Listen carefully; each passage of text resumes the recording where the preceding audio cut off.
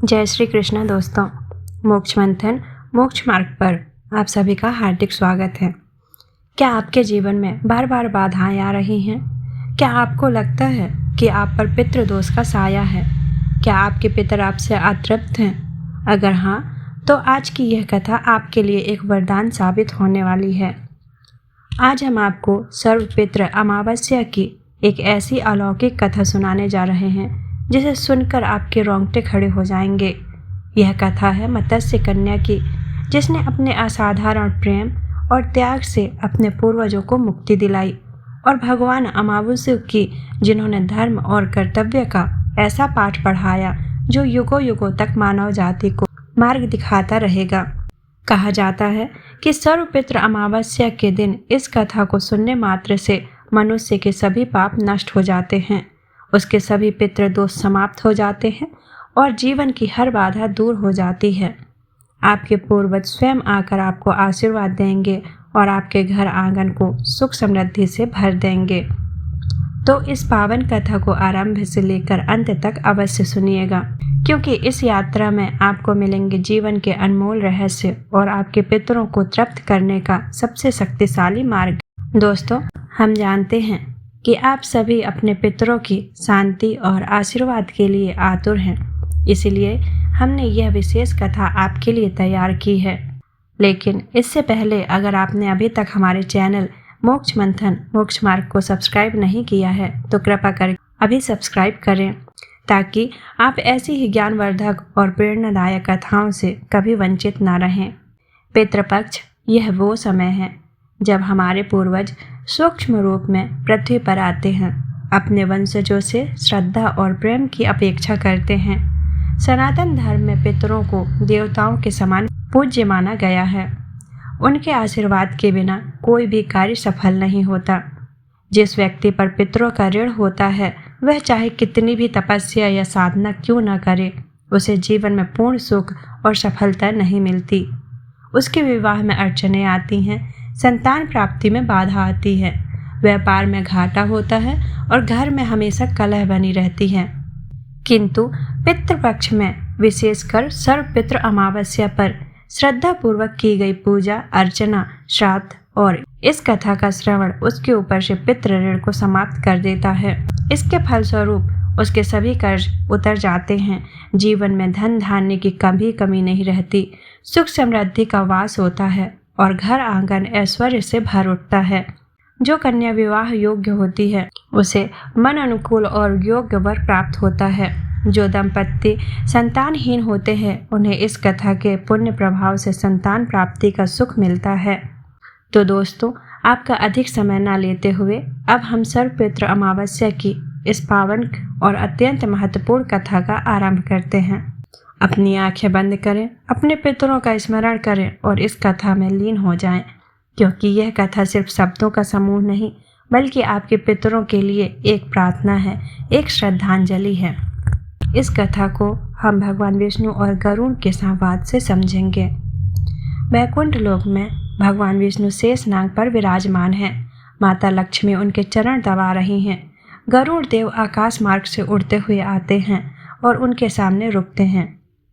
गरुड़ देव विनम्रता से हाथ जोड़कर बोले, हे प्रभु, हे जगत के पालनहार, मैं आज आपके चरणों में एक अत्यंत गूढ़ और महत्वपूर्ण प्रश्न लेकर आया हूँ।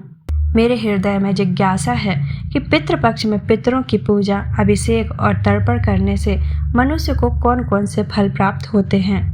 लोग कहते हैं कि इस काल में पितरों का श्राद्ध दान और पिंड दान किया जाता है। हे नाथ, इस विषय की वास्तविक महिमा क्या है, यह मैं आपसे जानना चाहता हूँ। भगवान विष्णु मुस्कुराते हुए बोले, हे गरुड़, आज तुमने जो प्रश्न किया है वह केवल तुम्हारे मन का संदेह दूर करने के लिए नहीं, बल्कि संपूर्ण मानव जाति के कल्याण हेतु है। जो भी मनुष्य अपने पितरों को प्रसन्न करता है, उनका तर्पण और पूजा करता है, उसके जीवन के समस्त दुख, कलेश और विघ्न स्वतः समाप्त हो जाते हैं। पितर ही वंश के आधार हैं और जब वह संतुष्ट होते हैं तो उनकी कृपा से परिवार में सुख समृद्धि, संतति और ऐश्वर्य की वृद्धि होती है। आज मैं तुम्हें सर्वपितृ अमावस्या की पौराणिक कथा सुनाता हूँ। ध्यानपूर्वक सुनो। देवताओं के पितृगण अग्निस्वाद जो सोमपथ लोक में निवास करते हैं, उनकी मानसी कन्या अक्षोदा नाम की एक नदी के रूप में अवस्थित हुई। मत्स्य पुराण में अक्षोदा सरोवर और अक्षोदा नदी का जिक्र मिलता है, जो कि कश्मीर में स्थित है। एक बार अक्षोदा ने 1000 वर्ष तक तपस्या की, जिससे प्रसन्न होकर देवताओं के पितृगण अग्निस्वाद और बहिष्पद अपने अन्य पितृगण अमावसों के साथ अक्षोदा को वर देने के लिए अश्वनी अमावस्या के दिन उपस्थित हुए। उन्होंने अक्षोदा से कहा, हे पुत्री, हम सभी तुम्हारी तपस्या से अति प्रसन्न हैं, इसीलिए जो चाहो वर मांग लो। लेकिन अक्षोदा ने अपने पितरों की तरफ ध्यान नहीं दिया और वह अति तेजस्वी पित्र अमावसों को अपलक निहारती रही। पितरों के बार बार कहने पर उसने कहा, हे भगवान, क्या आप मुझे सचमुच वरदान देना चाहते हैं? इस पर तेजस्वी पित्र अमावसु ने कहा, हे अक्षोदा, वरदान पर तुम्हारा अधिकार सिद्ध है, इसलिए निसंकोच कहो। अक्षोदा ने कहा, भगवान, यदि आप मुझे वरदान देना ही चाहते हैं तो मैं तत्क्षण आपके साथ रमण कर आनंद लेना चाहती हूँ। अक्षोदा के इस तरह कहे जाने पर सभी पितृ क्रोधित हो गए। उन्होंने अक्षोदा को श्राप दिया कि वह पितृलोक से पतित होकर पृथ्वीलोक पर जाएगी। पितरों के पैरों में गिरकर रोने लगी। इस पर पितरों को दया आ गई।